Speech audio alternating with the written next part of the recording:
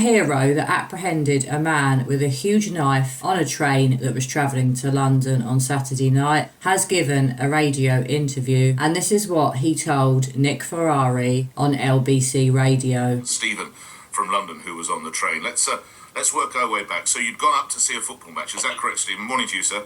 Morning. Which game had you gone to see?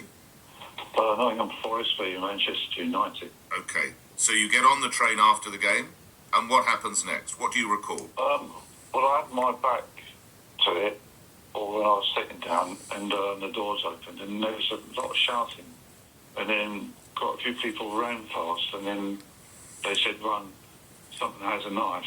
So then I let a few people go, and I get up, and then there's this guy waving a great big blade, an oversized blade, you know, and he's just waving it about at people, and so they moved down a bit further, I did, with everyone else, and then people went in toilets, and the buffet cart, some people hid in there, but I couldn't get in any of those, they were all full, so eventually I had a confrontation with him. It was just me against him, like, so he was just trying to hold him in his hand, and the blade was going all, he was using the blade, you know, my back, legs, my hand. Stephen, sorry to interrupt, was it like a kitchen knife or more like a sword? How would you describe it? It was like, to me, right up close, it was like a sword, but I mean, it might be exaggerating, but that's what it felt like, right. Close. Can you remember which carriage you were in? What the number of the carriage you were sitting in? I ain't got a clue, but I reckon I was about halfway. Okay, probably age. Okay. So you start the struggle. Is he saying anything during the struggle? He said, "Do you want to die?" That's what he said. He said that a few times. And you're just trying to hold him back? Yeah. What level of injury did you... I was going to say, what level of injuries did you sustain, Stephen? Well, I want to tell you, probably a lot more than what I thought, but mostly on behind, like my back and stuff, and downwards behind, but nothing up front. Apart from the top of my head, I've got quite a lot of stitches in the top of my head. How many other people came to help you? What after? Or... No, during the struggle. No one was there, like, that sort of bit. Nobody was there then. It was just me and him. How did the struggle end? Were you able to push him off and run? Yeah. I got away, and then I got into the toilet, and by then I was bleeding. My head has got lots of stitches all over my head, and my hand is severe with the knife wounds. But I think every finger's basically they need plastic surgery in it, you know. I'm sorry to hear that. Once you were in the toilet, were you able to secure the door? Yeah, I managed to get it. I was struggling, but I managed to lock the door, and I stayed in there, and then I had to ring emergencies because I was bleeding too much, and there was just puddles. I took my top and just put it around the hand. And were you alone in the toilet? Yeah, I was. Yeah, I was alone. How did you know it was safe to come out from the toilet cubicle?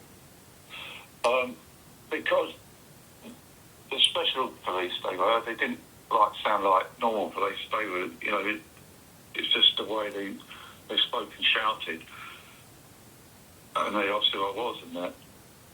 Right. Okay. So and I said, "I'm Stephen Green," and he said, "Well, you're all right. You can come out. We'll get you out." Right. So then they pressed the emergency door and got me out. And when you managed, after you'd managed to get into the toilet, do you know where the attacker went? Did he carry on down the train? Or? Yeah, he carried on down the train, yeah. He went for that buffet car that I tried to get in, but it was full, so I thought, well, I'm not going to, you know, there's women trying to get in there, so I'm not going to bother, you know, it's enough in there, that's it, it's full. So I just pulled back, and then it's just me and him then, that's it. But he's got a big knife. No, indeed. So how long from the attack was it before the police and authorities said you could come out from the toilet cubicle? Can you have a guess how many minutes you were there? 8 to 10 minutes probably, something like that. That's what it seemed like. You're bleeding profusely for 8 to 10 minutes from your head and your back and your fingers. Yeah. Then it's obviously off to hospital, I assume, in an ambulance. Yeah, they put me down, and then I felt a bit better then, because I was losing a lot of blood, I think. That's what it was. So they were worried about me then. Right. But then after a while, they, give me oxygen, and and they looked after me in the ambulance and the police and everybody. They were absolutely unbelievable. How long do you reckon you were tussling with the knife, man? It seemed like forever, like it did seem. I got quite a few injuries, so it could happen. It all happened so quickly, you know. I can imagine. And then your memory only comes back sort of. You start to get more things like now, like every day, like the next day. Or... Of course. You realise that your bravery probably meant some people managed to get away. Yeah, because I held him up, you see, so that's the way I see it. Well, you did. You stopped him, possibly if they were vulnerable people, because you're a bloke and you stood up to him, you might have saved some lives further up the train. Yeah, that's what the idea of it was. That's the idea, that's the way I am at heart. I'm going to do that, you know, I'm not... When did you get out of hospital? You could only have got out of hospital yesterday. Surely they kept you overnight. They kept me to about, I think it was about 6 in the morning when they stitched me up because there was more emergencies than me, and the hospital was really busy with people, you know, they were inundated with, you know, it was just blood everywhere. It's terrible. And have you got to see, when do you start seeing plastic surgeons or people like that, Steve? Yeah, I'll have to see them when this bandage comes off, maybe. Yeah, a few days. They said I have to keep it on for a week, that one. How did you sleep last night? Well, I think I actually did for the first time. I'm insomniac as well. Are you? Yeah. Okay. Well, you know, there's no weakness. If you need to speak to some called a counsellor, there's no weakness in saying that, Stephen. You've been a very brave man, and it might be that you need to talk to someone just to get it all flushed out, if you know what I mean. Yeah. That is not a... Talking to someone about your ordeal is not a sign of weakness. That would be a sign of strength, Stephen, because you're a very brave bloke. You definitely saved people being injured. You might have saved someone being killed, man. Yeah, that's it. Yeah, well, I mean it. So if you need to talk to somebody, you need to talk to somebody. That is not weakness. Yeah, I think I probably do need to talk to someone. That's always, you know. Right. Well, do you want us to help you find someone, or can you find someone? Do you want us to help you do that? Yeah, I'll find someone. You will? Okay, all right. I have many friends. Good. Do you have a wife or a partner or anything? Yes, I've got a wife with me now. She's brilliant. What did she say? When you told her what you did, yeah. What did your wife say? Bear in mind this is live, so we can't have any bad language here, Steve. No, I haven't saw her at all. I know that. What did she say to you? Well, she just couldn't believe that I've been sent home was the biggest shock. Because I said, yeah, but I explained to her why. And then I was in good spirits as well, so that's why they thought, well, look at him, I was cracking jokes and all that. So, really?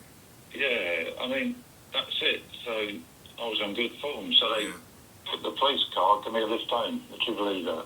They drove you all the way from Huntingdon? They did. Good. To where I live. Well, I think it's the least you deserve. Did you ever see the knife man again? Did you see him on the platform when you exited the train? I've seen one of them on the thing, but he was in like... they had him in something like a jacket or something. He was swearing, he was on the floor, and I went past him. Right. And I said, I ain't sitting nowhere, I ain't staying nowhere near him. Yeah. Did you look into the knife man's eyes? Were you able to... Yeah, plenty of that. Yeah, plenty of that. What people are saying that there was like a manic... How would you describe the look from his eyes, Stephen? Yeah, it looked crazy. Looked like he was mad. You're a very brave man. It's been a privilege speaking with you. Look after yourself. Hope you get some rest. And I say again, if you need to speak to a professional, that is a sign of strength. My goodness me. I have such respect for Stephen. What a brave man. What courage he showed on that train. And he seems like such a humble person. I really hope that he recovers soon and that he's not left with PTSD, because a lot of people would end up suffering with nightmares and extreme stress. Let's hope that that horrible man that carried out this awful act is locked up for the rest of his life. So did you hear about this awful tragic incident that occurred on Saturday night in Huntingdon, which is located in Cambridgeshire in the UK? My heart goes out to all of the victims, and I just hope and pray that those that are left in hospital make a full recovery. I just wanted to say, if you've enjoyed my video today, there is a new feature here on YouTube. It's called Hype. There is a button if you scroll along from the like button that says Hype. And if you press that button, my video will get much more views, and it will really help me and my channel. I hope that all of my subscribers and members are well, and I'll see you all soon for another video.